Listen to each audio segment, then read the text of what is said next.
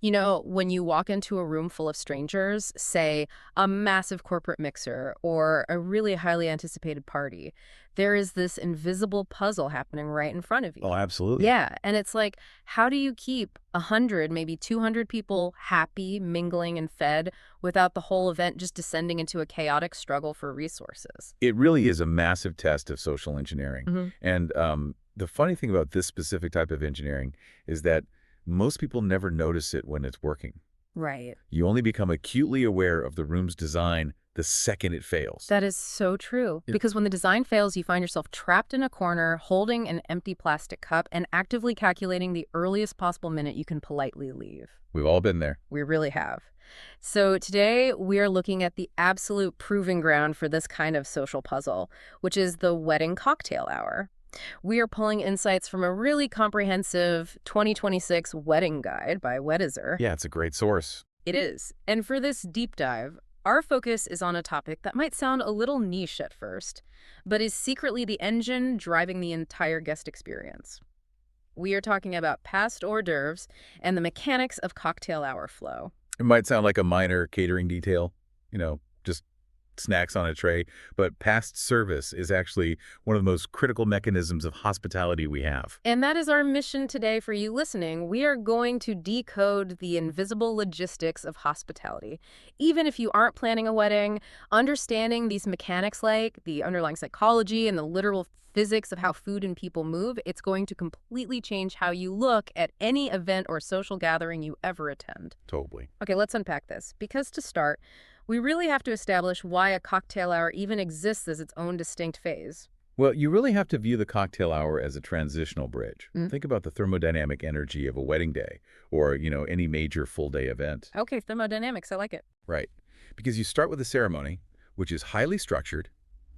Everyone is seated in rows. They are quiet, and their attention is focused entirely on one point in the front of the room. It's a very passive, emotionally heavy experience. You're basically sitting there like you're attending a formal lecture. Precisely. And then, just a few hours later, you expect these exact same people to be at a reception, which is high energy, loud, full of dancing, and highly celebratory. Yeah, that's a huge jump. It is. You cannot just flip a switch and expect a crowd of 200 people to instantly transition from silent observers to energetic participants. Right. So the cocktail hour is the bridge between those two drastically different states. It's an active mechanism designed to shift the psychology of the room. And according to the Weddizer guide, the single most effective tool for managing that psychological shift is the past hors d'oeuvre, which immediately brings to mind the alternative that we see all the time, which is the massive stationary buffet table. Ugh, the buffet bottleneck. Yeah. In the context of an event designed for mingling, a buffet is the absolute enemy of flow. Oh, wait, let me push back on this for a second. Sure. Because buffets work incredibly well in other contexts. Look at Las Vegas. People love the abundance of a massive buffet. They will happily wait in line for it. So why is it suddenly a disaster at a wedding or a networking event? Is past service really about better flow, or is it just a way to signal that you spent more money? What's fascinating here is that it's not just about looking fancy. It really comes down to the primary objective of the guests. In Vegas, the objective is individual consumption. Right. You're there to eat. Exactly. You are there to eat. But at a wedding or a networking mixer, the primary objective is social connection. You are there to interact. And a buffet actively disrupts interaction through spatial dynamics. How so? Well, think about the physics of the venue. A buffet station creates a massive gravitational pull in one specific corner of the room. Mass attracts mass. Everyone is drawn to that spot, which instantly creates dead zones in the rest of the venue. Oh, wow. That makes perfect sense. So you end up with this clustered, sweaty crowd jockeying for position around the carving station, while, the beautiful, expensive outdoor terrace you rented is completely empty. Exactly.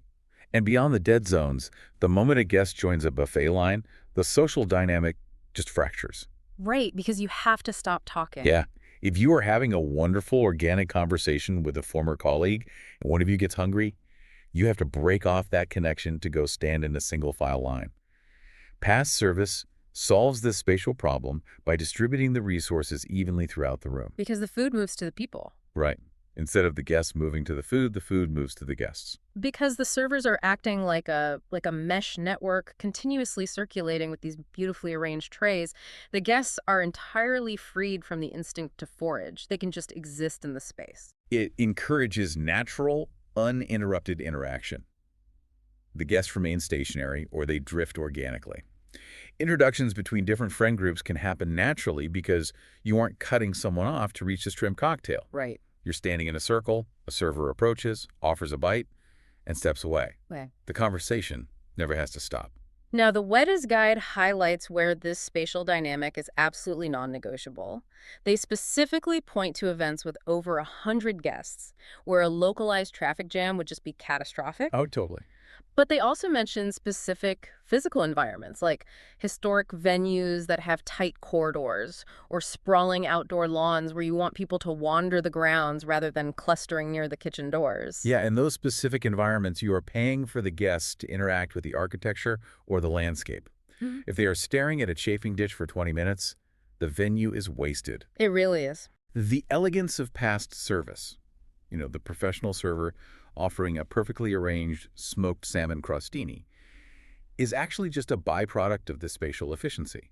It fundamentally tells the guest that they don't have to work for their comfort. Okay, so we established that the food needs to move to the people to preserve the social flow. But moving on to the mechanics of that, how do you orchestrate it without overwhelming the kitchen or creating chaos on the floor? Because you can't just hand trays to 20 servers and yell, go. No, absolutely not. It requires a highly engineered timeline. You are basically executing theatrical blocking for a live service. And the precision of the timeline in this guide is fascinating.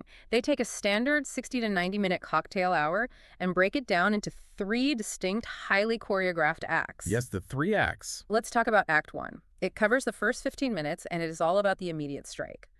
The guide emphasizes that the second guests arrive from the ceremony, servers must be standing there ready, not setting up, but actively waiting, with champagne, signature cocktails, sparkling water, and light appetizers. The immediacy of Act 1 is vital because this is the most vulnerable point for the guest experience. Vulnerable how? Well, they just sat through an emotional ceremony. They likely traveled, and they haven't had a drink or a bite to eat in several hours. Their cortisol might be a bit high, and their blood sugar is definitely low. Ah, so you are actively preventing the dreaded hangry crash. Exactly. Because we've all been to an event where you are corralled into a lobby for 45 minutes with no food in sight while the organizers prepare the main room. The mood of a crowd turns dark very quickly in that scenario. Very quickly. Putting a drink and a light bite into their hands within 60 seconds of arrival physiologically stabilizes the crowd. It immediately lowers anxiety and signals that the restricted part of the day is over and the celebration has begun. Okay, so once that baseline is established, we move into Act 2, covering the middle 30 to 45 minutes. The timeline dictates this as peak social time. This is the sweet spot. Right. And this is where the kitchen has to rotate multiple distinct appetizer varieties to keep the momentum going.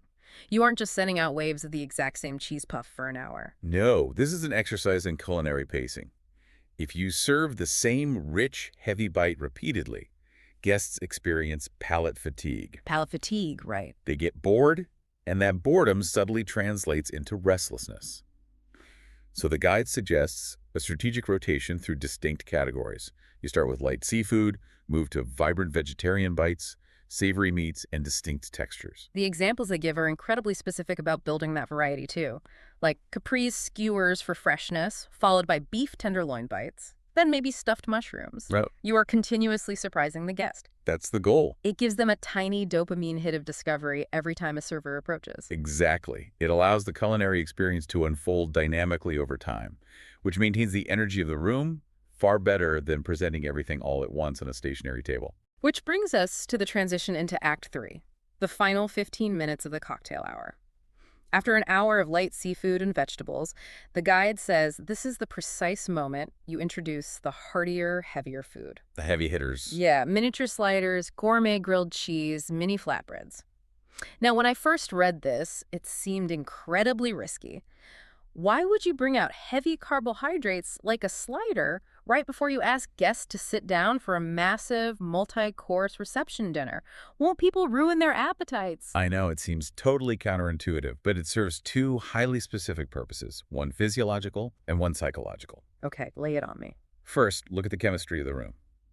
At this point in Act 3, guests have likely been consuming alcohol for about an hour. All right, the champagne from Act 1 has fully hit the bloodstream. Exactly. You need to introduce dense carbohydrates and proteins to satisfy that specific alcohol-induced hunger. If you don't anchor the alcohol with something substantial at this exact window, the guests will become sloppy or exhausted before the reception even begins. Wow. That makes so much sense. You're physically preparing them for the rest of the night. Right. But the second purpose is the psychological signaling. When a guest who has been eating delicate little tuna tartare cones suddenly sees an